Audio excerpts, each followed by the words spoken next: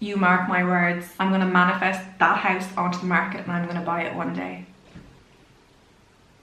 I bought a house by myself in the absolute thick of Ireland's housing crisis. I'm not wealthy, nor is my family. Here's how I did it. This story actually starts back in 2015, 2016, when I was with my former partner and we had decided now was the time to invest in a home, the pair of us together. We used word of mouth to find our mortgage broker, and I can't say I had a super pleasant experience with him. It was very rushed, in, out, here's a list of what to get us.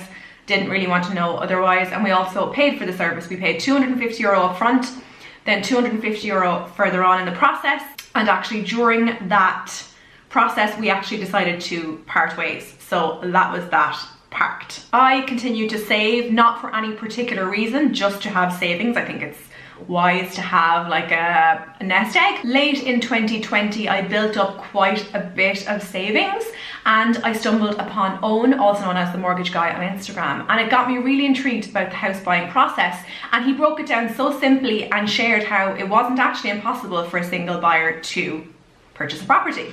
So I got in touch and I had a consultation with him and I was really impressed. He broke it down for me very, very simply, which the previous broker had not done. It was almost like he was versed in mortgage for dummies and he made it so simple, so straightforward, and I was like, okay, I'm gonna go with you. I'm gonna see how it goes. So the company Owen works for has an online portal and they will communicate with you via that portal. So the portal also allows you to upload all of your documents. So it was all laid out. I was to upload X number of months of pay slips, so many months of bank statements, my P60, tons of documents like that. It was definitely a bit fiddly, a little bit tedious, and I just set aside a couple of hours on a few days to just put the head down and upload all this documentation, but definitely tedious. There were a few queries back and forth, a few extra documents required. I remember there was one payslip I was missing in a 6-month period and the bank was like, we want that one payslip, and I was like, come on, I can't find that one payslip, but you have 23 others. But no, the bank are very stringent. Overall, tediousness aside, it actually was a fairly smooth process. Tick the boxes and you're off. So I mentioned earlier that the broker I'd gone with back in 2016 was €500, 250 by 2. Owen actually is a no-fee service. He recoups his costs from the other side, from the bank. So there's nothing out of your pocket, which obviously is really good. It's one less expense when it comes to buying your home. I received my AIP, which is my approval in principle, which is effectively the bank being like, we reckon Laura is good for this amount, and it's kind of giving you a budget to go shopping with. So I went house shopping. I looked at houses across lots of geographical locations, different types, different, what's the word, like different states of ruin, shall we say. Some were fairly move-in ready, others were like basically needed a full renovation, and on 3 occasions, I think, yeah, 3 occasions, I entered bids, I got in bidding wars, and I got outbid by investors, which is so disheartening. I remember the one particular house that got away from me and I was so upset, and my family and a builder who I'd gotten in to have a look at the house were like, Laura, it's not worth this amount, do not bid this amount. The builder had told me it was worth X amount, but I wanted to go like 50 grand more than that, and everyone was like, no, don't do it, don't do it. Lo and behold, someone swooped in, outbid me, and I was so resentful towards everyone who had told me not to go for the higher amount. I was really angry and really upset. So do you know what, after that happened, I messaged the mortgage guy this. For my mental health, I just couldn't do it. The housing crisis was in the thick of it. Like, houses were getting snapped up within 24 hours. It was fucking insanity. And honestly, mentally I wasn't really great, but I also felt so terrible sending him in this because he and his colleague had done so much work for me, liaising with the banks, and I just felt like I was kind of going, I'm wasting your time, feck off, right? But he replied this. And honestly, I cried when I read that because I was like, oh, like I still feel bad for wasting his time, but he understands. He doesn't actually hate me. Not that I don't think he hates me. But this just goes to show how things work out. Not a month later, I'm back in the messages in the portal being like, Owen, I found a house. I think this is it. And he was like, right, let's get the saddle on, let's do it. So that particular house that I saw that had come on the market, I had been admiring that house for about 7 years. And fun fact, about 6 years ago, I had nudged my brother, pointed at the house and said, mark my words, I'm going to manifest that house onto the market and I'm going to buy it.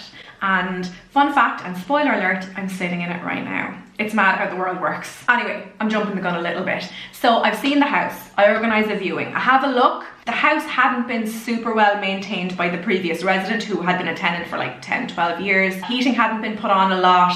Ventilation was practically zero, so there was a little bit of evidence of mold and damp and mildew.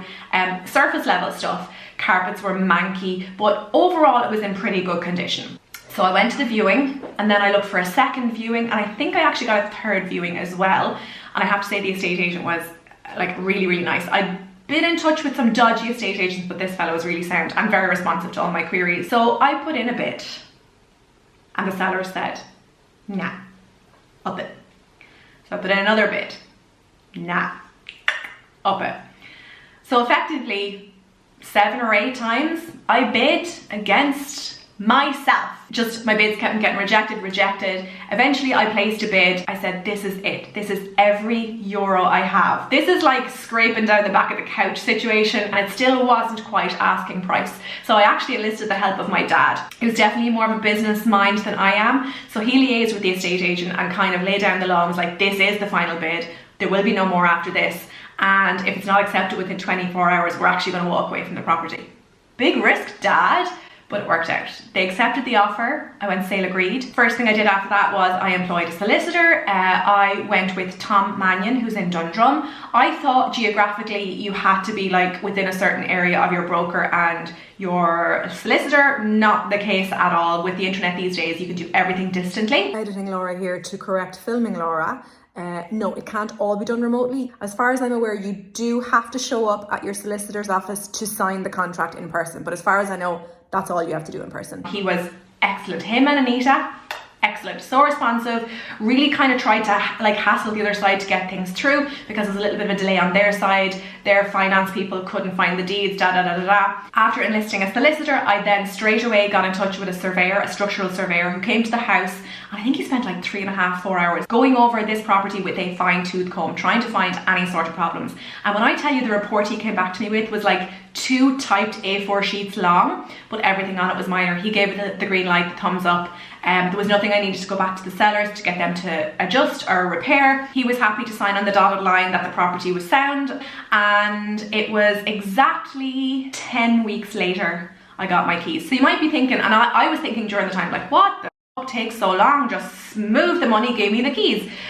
There's a lot more paperwork that goes on behind the scenes. I don't even pretend to understand or relay that information. And from what I read online, 10 weeks is the average amount of time. So just to recap, the mortgage broker I used was Owen, also known as the Mortgage Guy on Instagram. I'll pop his Instagram here. And the solicitor I used was Tom Mannion in Dundrum. Again, I'll pop his information up here, and feel free to use them and mention that I've sent you their way. You'll notice I haven't spoken money in this video. I'm happy to do that, but I just felt like it would have been very data heavy, whereas this I wanted to be just chronological story or timeline of how this panned out. So yeah, the story started back in 2016. It kind of paused in the middle there, started up again in 2020, took a very brief pause in 2021. It was all go then in 2022. Because it's a second-hand dwelling, I didn't avail of any of the Help to Buy schemes or government equity schemes.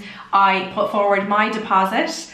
I got the mortgage from the bank, and there was a gap in between that I had to fill in with extra funds as well. I secured a really nice interest rate. I think it's 2% or 2.1% maybe, which I'm pretty happy about. And that's locked in for another 2.5 or 3.5 years, I'm pretty sure. Another video I'd love to do is I've taken clips from all the houses I viewed, and I would love to show you them and just give you like little tours of what I viewed, and from what I can remember the pricing was. I'd love to share that. But let me know if that's something you're interested in down below. This video certainly wasn't to like brag. I feel like if I was gonna brag, I probably would have done it maybe within a week of getting my keys. This is more of a, if I can do it on a very average salary on my own, like maybe there can be light at the end of the tunnel for someone out there. It can feel very daunting as a solo buyer. Having a partner or someone to buy with obviously makes it infinitely easier because you'll have access to way more funds, but it can be done by yourself. So I really hope this was helpful to someone out there. Love to hear your thoughts in the comment section down below. I'm still actually in disbelief that I own this. I know technically the bank owns it, but like, I bought this. Just fucking mad. I still feel like I'm 17 years of age. Why would they sell a house to a teenager? I'm in denial. I forgot to do an outro, so bye.